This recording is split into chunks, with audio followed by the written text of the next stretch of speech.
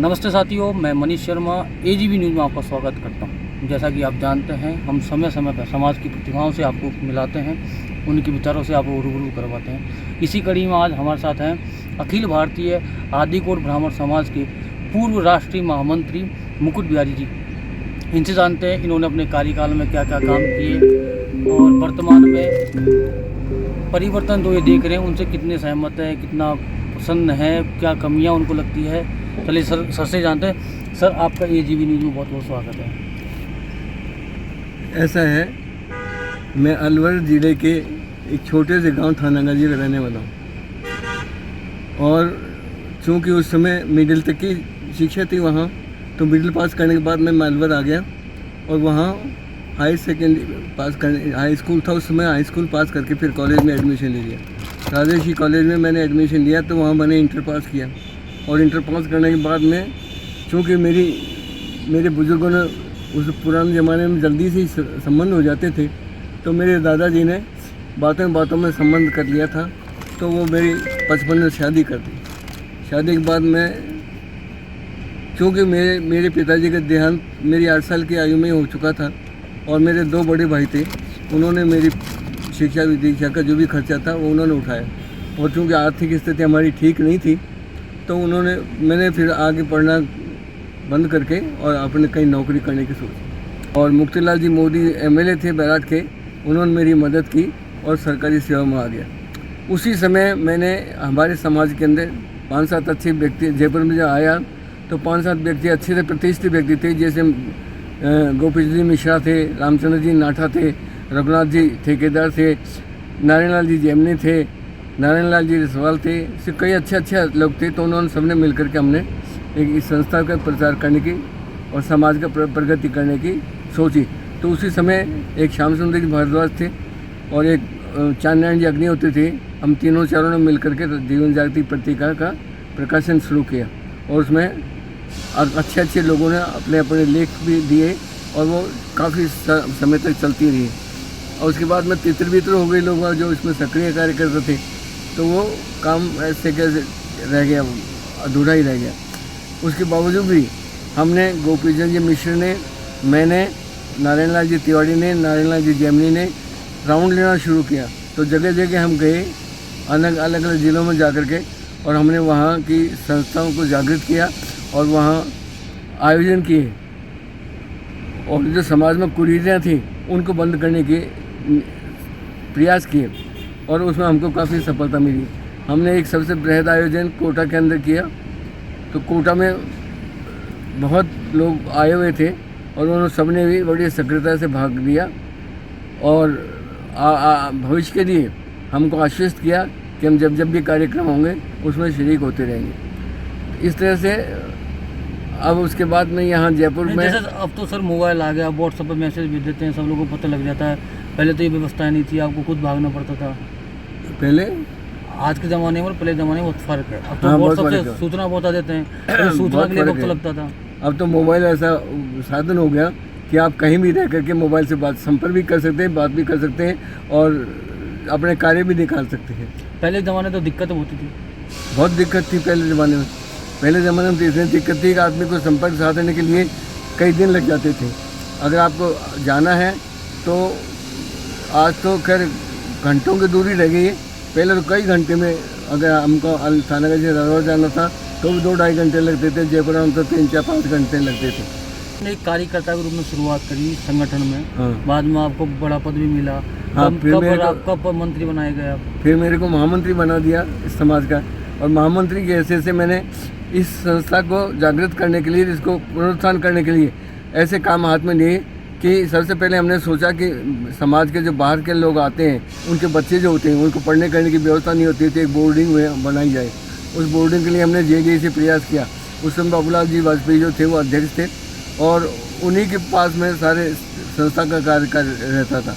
तो हमने उनसे प्रयास किया, उनको निवेदन किया और उनको दबाव बनाया कि आप जाकर के हमारे साथ चलिए और सेक्रेटरी से जेडी का जो सेक्रेटरी था उससे जाकर मिलेंगे।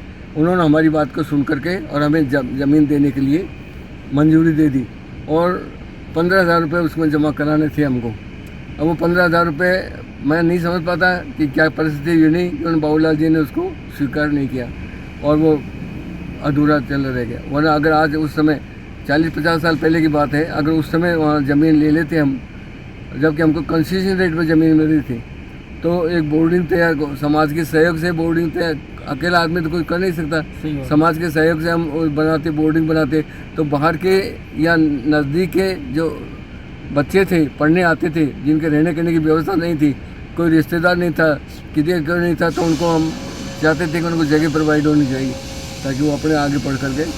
और जमीन के प्रयास तो अभी भी किए जा रहे हैं, जमीन के प्रयास तो अभी भी कर रहे हैं, जमीन के प्रयास अभी भी करें तो बड़े सराहनीय है। मुझे बड़ी खुशी है इस बात को जान करके कि ज़मीन के प्रयास हो रहे हैं। तो हमारा पुराना प्रेफरेंस इनको दे करके और बताना चाहिए कि साहब हमको नहीं, आपकी जो मेहनत की थी उसका लाभ इनको मिलेगा, मिलना चाहिए। प्रयास चल रहा है अभी, हाँ इसी प्रयास मिलना चाहिए। आपके प्रयासों का फल इनको मिलेगा। हाँ, मिलना चाहिए। जरूर मेरे प्रयासों का नहीं समझो, लेकिन हाँ संस्था आपके के समय के जितने भी हाँ, वो अगर फलीभूत होती है तो हम तो यही चलेंगे जो हमने नींव लगाई थी, उस पर एक बिल्डिंग खड़ी होगी। बिल्कुल सही, अच्छी बात है ये। और आप तब में और आपके काम में क्या परिवर्तन समझते बहुत हैं? फर्क है। आप मेहनत करते थे, आज के लोग मेहनत कर रहे हैं संगठन के लिए, क्या परिवर्तन देखते हैं? बहुत बड़ा परिवर्तन है। आज बड़ा जागृति आई है।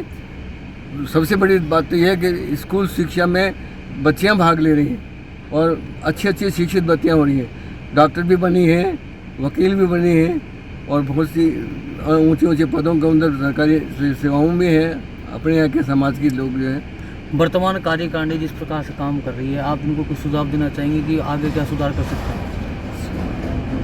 मैं एक सोचता हूँ कि समाज के उत्थान के लिए जो काम हाथ में है वो हाथ में लेने चाहिए, समझे कि नहीं। और शिक्षा के क्षेत्र में सबसे बड़ा महत्वपूर्ण योगदान इनको करना चाहिए और ऐसी आयोजनाएं हैं, ऐसी योजनाएं बनानी चाहिए कि जिनसे लोगों को, आने वाली पीढ़ी को वो लाभान्वित हो सके। नहीं, वैसे अब सरकार भी समझती है कि ब्राह्मणों की ताकत को, अभी जो 19 मार्च को हाँ, प्रोग्राम हुआ था बिल्कुल। बड़ा, उससे पहले गहलोत सरकार ने विप्र कल्याण बोर्ड का गठन कर दिया। हमने हमेशा ये प्रयास किया है कि सर्व ब्राह्मण समाज में वो एक ही हो। चलो अलग अलग सेक्ट हैं, कोई आदि गौड़ है, कोई पुष्करणा है, कोई सारस्वत है लेकिन वो हैं सब ब्राह्मण। तो उन सब ब्राह्मणों को एक मंच पे एकत्रित होना चाहिए। और मैंने इन लोगों से भी बड़ा वो किया है कि आप जब भी कभी सम्मेलन होते हैं, जैसे आदि गौड़ ब्राह्मण समाज का सम्मेलन हो रहा है, आजकल भी हो रहा है, आज के प्रोग्राम में भी था, तो उनमें शरीक होना चाहिए और उनको भी आमंत्रित करना चाहिए। आज मुझे खुशी हुई कि तो आए हुए हैं यहाँ, समझे कि नहीं। इसी तरह से इनको भी जाकर के शरीक होना चाहिए और उनको आमंत्रित करना चाहिए। तो उससे क्या होगा कि वो समाज में जो भेद हो रहा है, जो आपस में सब ये तो सब वो हैं, ये तो वो हैं, वो चीज़ मिल जाएगी और एकजुटता होगी और उसका लाभ हम सरकार से ले सकते हैं। क्योंकि ब्राह्मण समाज सारा समूह अगर एकत्रित हो जाएगा तो कम नहीं है। नहीं, ये बात तो सही है, जैसे समाज के लोग इकट्ठे हो रहे हैं, लेकिन कहीं ना कहीं अभी ये भी देखा जा रहा है कि अभी भी तक युवा जो पीढ़ी है वो सामाजिक कार्यक्रमों में समाज में रुचि नहीं ले रही है। इसको लेकर क्या है? ये सही बात है, रुचि नहीं ले रही, लेकिन इसके लिए हमको मंच तैयार करने चाहिए ताकि नई पीढ़ी इसमें रुचि प्रदर्शित दिखा सके, अपनी रुचि जाहिर कर सके और सक्रिय भाग ले सके। ऐसे प्रयास करने चाहिए। मैंने इनसे भी कहा, गौड़ साहब से भी, कि आप ऐसा करो, आमंत्रित करो, युवाओं को आमंत्रित करो और युवाओं को आमंत्रित करके एक बृहद सभा करो और उसमें उन लोगों को बताओ कि भाई आप लोग जब तक शरीक नहीं होंगे, आप लोग जब तक भाग नहीं लोगे, समाज की तरक्की नहीं हो सकती। तो अगर वो करेंगे तो निश्चित रूप से सरकार को भी ध्यान देना पड़ेगा, औरों को भी, और हमको लाभ भी मिल सकेंगे। बहुत बहुत धन्यवाद सर आपका ये जीवी न्यूज़ में बात करने के लिए। तो सर का विचार आपने सुने, आपको शायद अच्छा लगा होगा। आप कमेंट करके बताइएगा सर के विचार आपको कैसे लगे। आज की वीडियो में बस इतना ही। मुझे दीजिए इजाज़त। नमस्कार।